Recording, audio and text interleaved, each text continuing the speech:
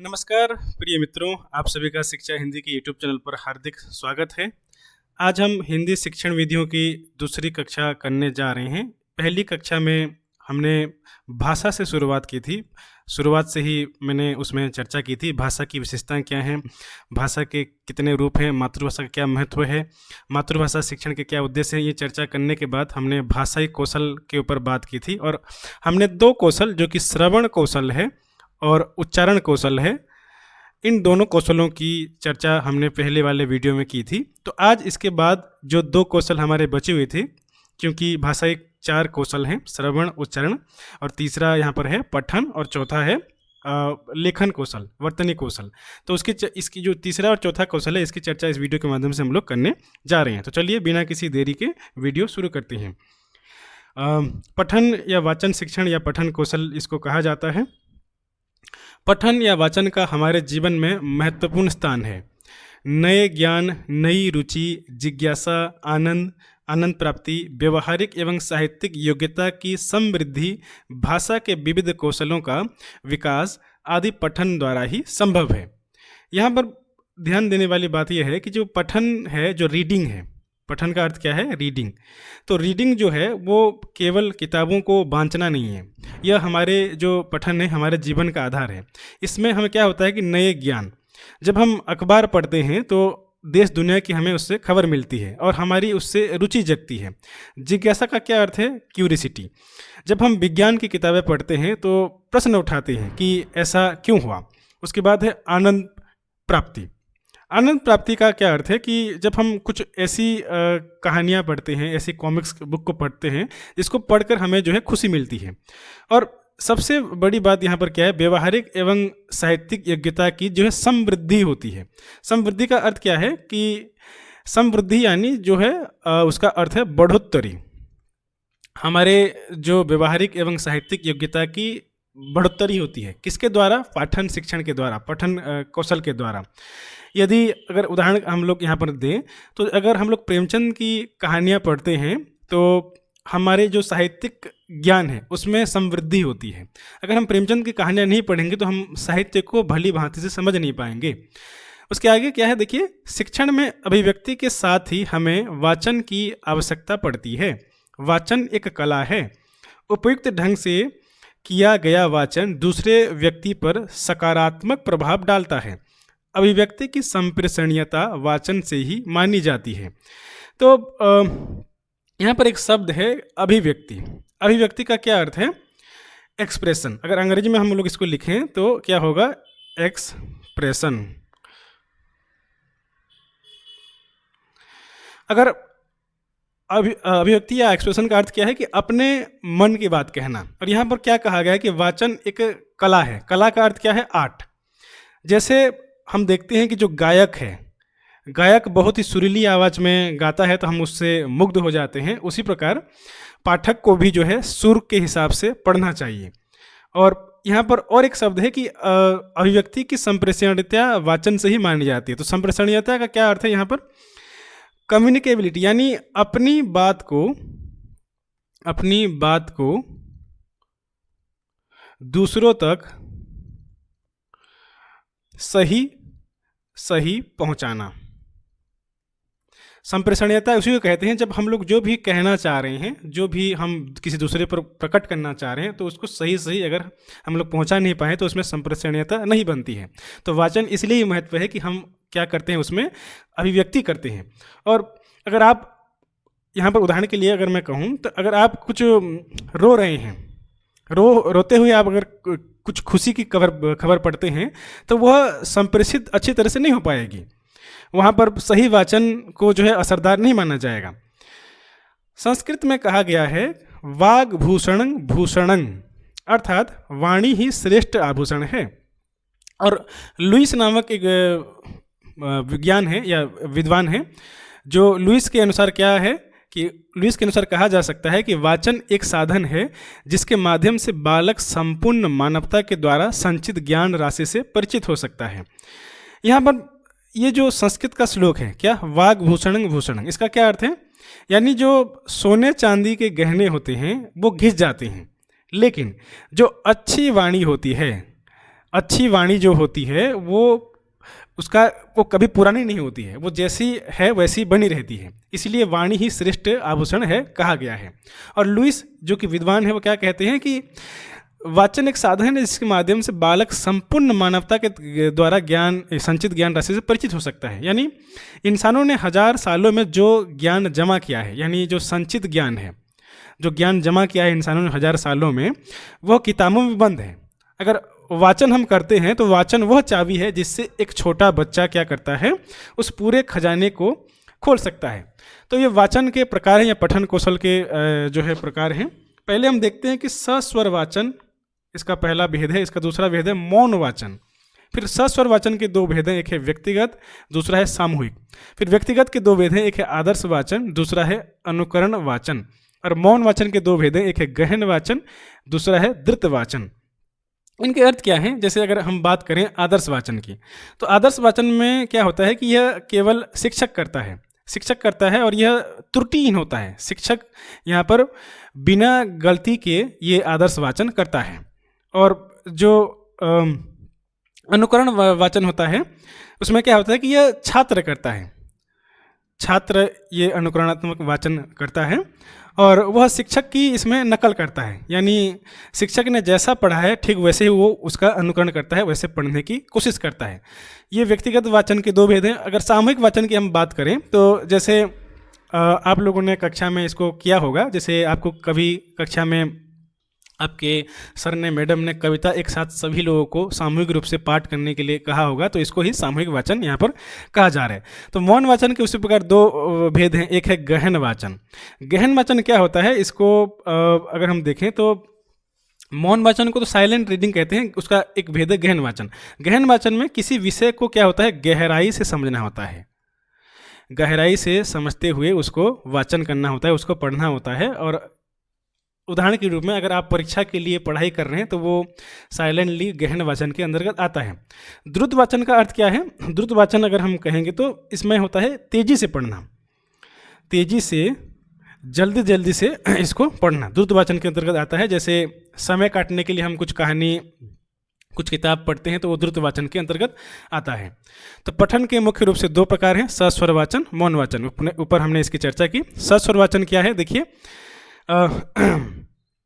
शुद्ध एवं स्पष्ट उच्चारण, उचित स्वराघात, लय, गति, यति, भावाभिव्यक्ति की स्पष्टता, उचित भाव भंगिमा के साथ पढ़ना सस्वर वाचन है। तो सस्वर वाचन क्या है? यहाँ पर बहुत सारे शब्द हैं। शुद्ध एवं स्पष्ट उच्चारण, ऐसा उच्चारण जो शुद्ध हो और स्पष्ट हो। उचित स्वराघात, स्वराघात शब्द का यहाँ पर अर्थ क्या है? स्वराघात को हम लोग अंग्रेजी में स्ट्रेस बोलते हैं, अंग्रेजी में स्ट्रेस बोलते हैं, यानी किस शब्द पर कितना जोर देना है। जैसे अगर उदाहरण के लिए हम लोग देखें, एक उदाहरण है कि राम ने रावण को मारा। तो राम ने रावण को मारा शब्द का उच्चारण हम लोग कैसे करते हैं, उसमें कितना स्ट्रेस देते हैं, किस शब्द को कैसे उच्चारण करना है, इसका उदाहरण हम लोग देख सकते हैं। दूसरा इसमें क्या है, लय। लय को हम लोग बोलते हैं रिदिम।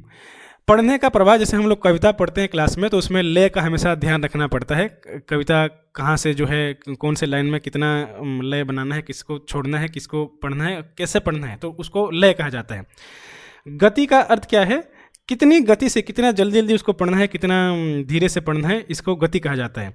फिर यति, यति क्या है? कहाँ रुकना है, कहाँ रुकना है, इसको यति कहा जाता है। और यहाँ पर भाव व्यक्ति की स्पष्टता क्या है कि हम जो पढ़ना चाह रहे हैं वो स्पष्ट रूप हो, उसका जो भाव हो स्पष्ट रूप से व्यक्त हो पा रहा हो, इसी को कहा जा रहा है कि भावाभिव्यक्ति की स्पष्टता। और उचित भाव भंगिमा, भाव भंगिमा क्या है?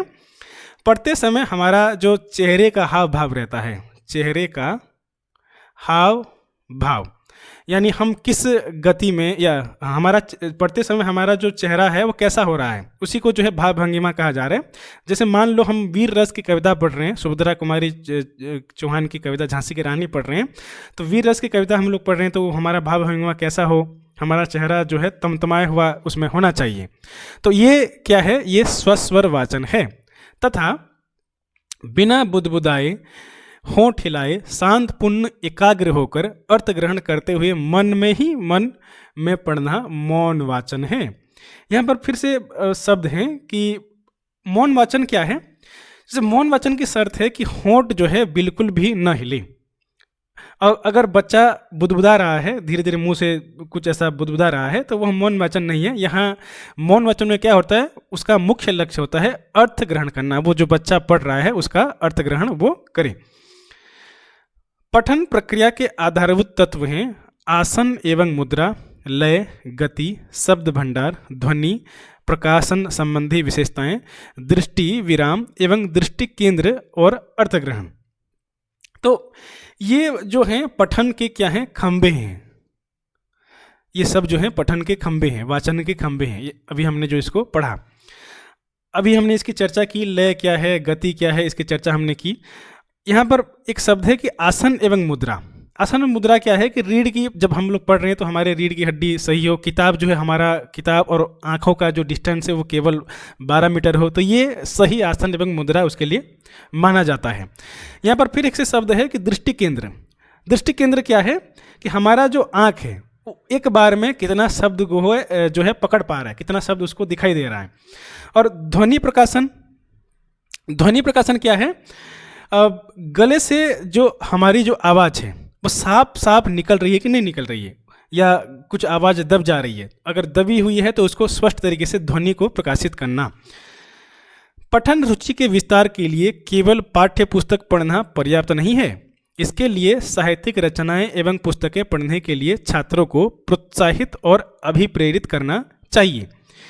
तो सिर्फ सिलेबस के पाठ पढ़ने से जो है काम नहीं चलेगा। हम बच्चे को सिर्फ सिलेबस के पाठ पढ़ाकर जो है अच्छा वाचनकर्ता नहीं बना सकते हैं। उसको हम लोग को कहना पड़ेगा कि जो बच्चा है अगर उसको अच्छा पाठक बनना है तो वो बाहर की भी किताबें पढ़े। जैसे उदाहरण के लिए अगर हमारे पास लाइब्रेरी है तो लाइब्रेरी में जाकर उसको कुछ बाल मनोरंजन संबंधित कुछ बाल कहानियाँ, पंचतंत्र की कहानियाँ या कुछ और ऐसी जो है जो उसको प्रोत्साहित करे, जो उसको अभिप्रेरित करे। और इसके लिए हमें खुद उसको जो है प्रोत्साहित करना पड़ेगा, अभिप्रेरित करना पड़ेगा वाचन करने के लिए, कि ताकि वो सिलेबस से जो बाहर का है वो भी जाकर उसको पढ़े। पठन या वाचन कौशल का क्या महत्व है? वाचन का महत्व जीवन के प्रत्येक क्षेत्र में है। वाचन के माध्यम से हम साहित्य के विशाल साम्राज्य में प्रविष्ट होते हैं। तो यहाँ पर क्या कहा गया है कि साहित्य जो है एक बड़ा साम्राज्य है, बड़ा साम्राज्य है, और इस बड़े साम्राज्य में प्रविष्ट होने के लिए हमें जो है पढ़ना पड़ेगा। और इसका जो सही उपाय क्या है वो वाचन करना है। और इस पद संहति से तात्पर्य उस शब्द समूह से जिसका उच्चारण एक साथ करना सुविधाजनक व अर्थबोध में सहायक होता है। यहाँ पर क्या है, एक शब्द आया है कि पद संहति। पद संहति क्या है कि जो शब्द जो हैं एक साथ रहते हैं। पढ़ते समय अगर हम एक एक शब्द नहीं पढ़ते बल्कि शब्दों के गुच्छे को एक साथ बोलते हैं तो वो जो है सही नहीं होगा। जैसे अगर मैं यहाँ पर कहूँ कि मेरा नाम राम है, उदाहरण के लिए मेरा नाम राम है, ये सही पद संहति है, ऐसे ही पढ़ा जाता है।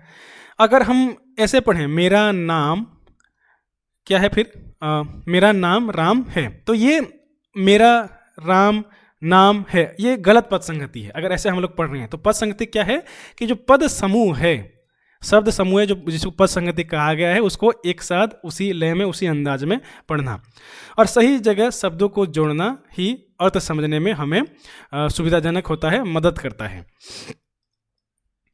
वाचन में साधारण रूप से पढ़ने की अपेक्षा शुद्धता, स्पष्टता तथा प्रभावोत्पादकता अधिक होती है। वाचन की शुद्धता तथा प्रभावोत्पादकता अधिक होती है। वाचन की शुद्धता द्वारा हम संभाषण करना सीखते हैं, जिससे देश एवं समाज में ऊंचा नाम प्राप्त होता है। वाचन द्वारा हम दूसरों को भी लाभ पहुंचा सकते हैं।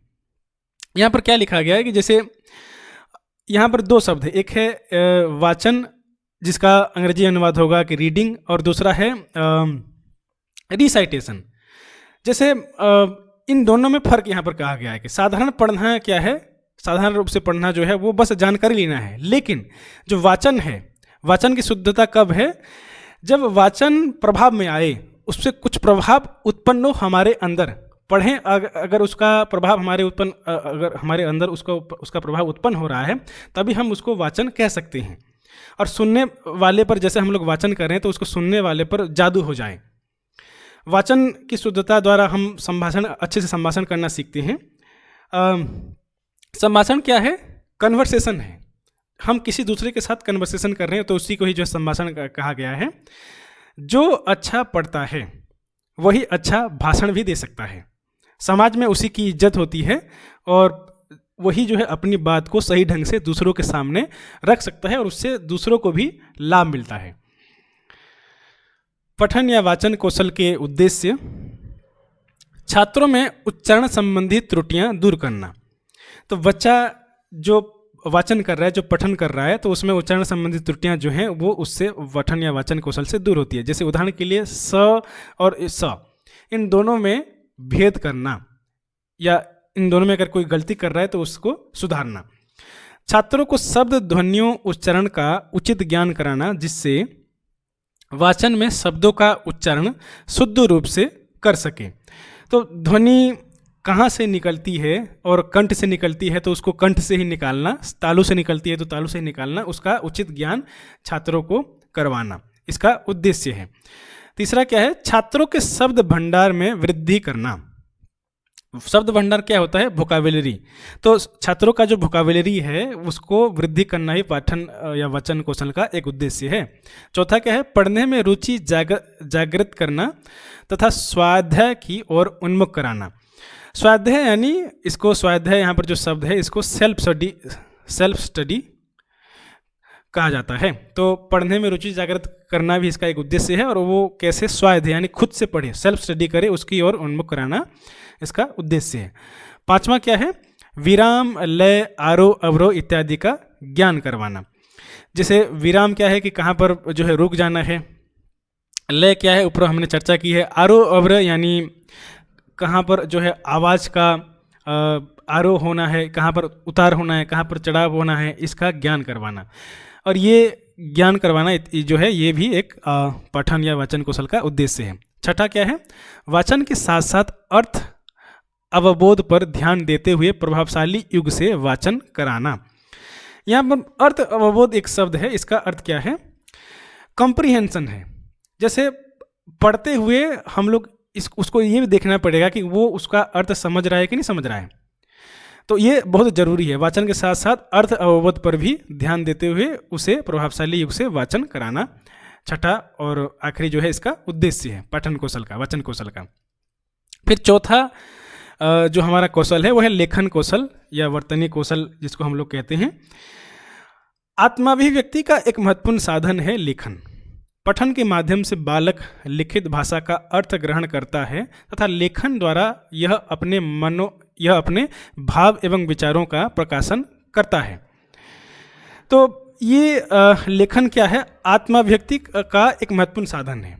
आत्माभिव्यक्ति का अर्थ क्या है? यहाँ पर अपनी मन की बात कहना,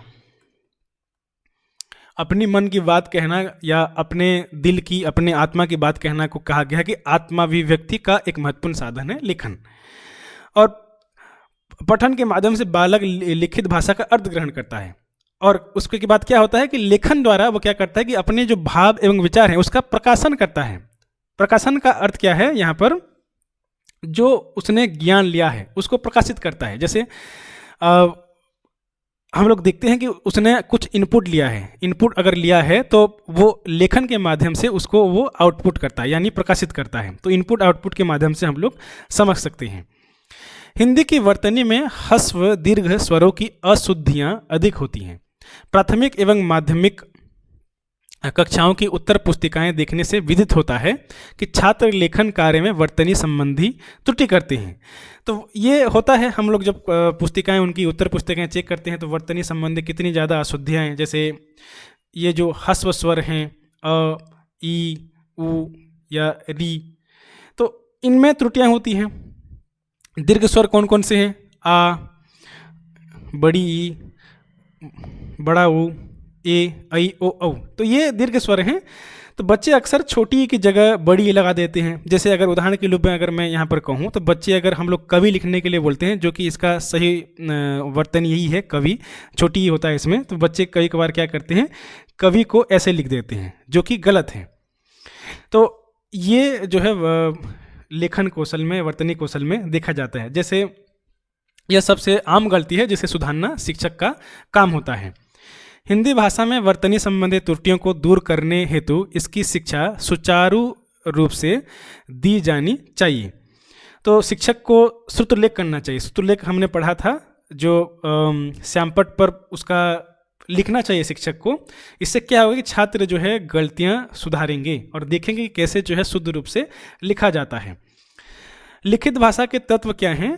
लिपि, शब्द, वाक्य, सुंदर लेख, मुहावरे एवं लोकोक्ति, विषयानुकूल भाषा शैली और तर्कयुक्त विचार। लेखन में ये सब जो है बहुत ही जरूरी हैं। लिपि, जैसे कि हम देखते हैं कि देवनागरी लिपि का सही ज्ञान हो बच्चे को, हिंदी देवनागरी लिपि में लिखी जाती है। सुंदर लेख, वाक्य जो है सुंदर लेख, जो उसकी हैंडराइटिंग हो, अच्छी हो। मुहावरे क्या है? भाषा को सुंदर बनाने के लिए जैसे 9, 2, 11 होना, उसका उपयोग वो कर रहा है कि नहीं कर रहा है। लोकोक्ति भी उसी के अंतर्गत आता है। विषयानुकूल भाषा शैली, अगर मान लो पत्र लिख रहा है तो पत्र लिखने में कैसी भाषा रहनी चाहिए? औपचारिक भाषा रहनी चाहिए। अगर डायरी अगर वो बच्चा लिख रहा है तो डायरी में अनौपचारिक भाषा रहनी चाहिए। और तर्कयुक्त विचार, जैसे वो जो लिखना चाह रहा है, वो जो लिख रहा है, उस बात में तर्क हो। तर्क का अर्थ क्या है? लॉजिक हो, तो होना चाहिए। और हमें ये देखना चाहिए कि बच्चा जो है बात को बेकार में या ऐसे ही जो है बात को घुमा फिरा कर नहीं लिख रहा है। अब भाषा शिक्षण में लेखन का क्या महत्व है? पहला है इसका महत्व जो है, लेखन संदेश भेजने का महत्वपूर्ण साधन है। ये लेखन जो है अपना आत्माभिव्यक्ति का और अपना संदेश भेजने का महत्वपूर्ण साधन है। दूसरा, लेखक अपने भावों की अभिव्यक्ति हेतु लेखन का सहारा लेता है। जैसे हमने कितना लेखकों का जो है कविता कहानी पढ़ा है, तो इसमें क्या होता है कि कविता कहानी लिखते हुए लेखक अपने भावों को अभिव्यक्ति करता है। इसीलिए लेखन या कौशल बहुत ही जरूरी है। तीसरा क्या है? गृह कार्य, कक्षा कार्य, पाठ्य पुस्तकें, परीक्षाएं तथा मूल्यांकन आदि कार्य लेखन द्वारा ही संभव है। स्कूल का पूरा सिस्टम जो है लिखने पर टिका है। बिना लिखे आप परीक्षा पास नहीं हो सकते हैं, तो इसीलिए ये बहुत जरूरी है। चौथा, प्रौढ़ शिक्षा एवं अनौपचारिक शिक्षा का लक्ष्य लोगों को इतना लिखने योग्य बनाना है कि वे सुयोग्य नागरिक बन सकें।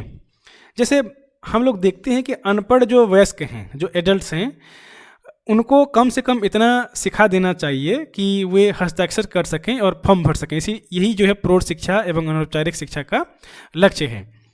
पाँचवां, वर्तमान में अनेक लोगों ने लेखन को एक व्यवसाय के रूप में ग्रहण कर लिया है। और व्यवसाय के रूप में ग्रहण कर लिया, यहाँ पर क्यों ऐसा कहा जा रहा है कि जैसे हम देखते हैं कि जो पत्रकार हैं, जो लेखक हैं, जो कंटेंट राइटर हैं, कंटेंट लिखते हैं, ये सब जो है लेखन अभी एक करियर के रूप में विकसित हो गया है। तो लेखन का बहुत ज़्यादा महत्व है। लिखित भाषा शिक्षण के क्या उद्देश्य हैं?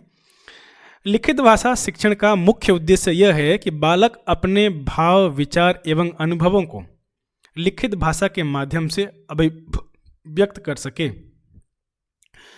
कर सके तथा दूसरों द्वारा लिखित भाषा के माध्यम से अभिव्यक्त विचारों को समझ सके। लेखन का असली मतलब हमेशा क्या होता है? दो तरफा होता है। मैं जो सोच रहा हूं उसे कागज पर सही से उतार दूं। पहले क्या करूंगा? मैं जो सोच रहा हूं उसे क्या करूंगा? मैं कागज पर सही से उतार दूंगा और सामने वाले ने जो लिखा है उसी तरह से मैं उसे पढ़कर सही से समझ सकूं। और यही जो साक्षरता है, साक्षरता का मूल मंत्र यही है।